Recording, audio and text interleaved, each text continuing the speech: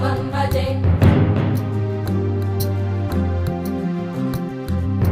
कालभैरवाष्टकं पठन्ति ये मनोहरं ज्ञानमुक्तिसाधनं विचित्रपुण्यवर्धनं शोकमोहदैन्यलोभकोपतापनाशनं ते प्रयान्ति कालभैरवाङ्घ्रिसन्निधिं ध्रुवं काशिकापुराधिनाथ कालभैरवं भजे काशिकापुराधिनाथ कालभैरवं भजे कालभैरवं भजे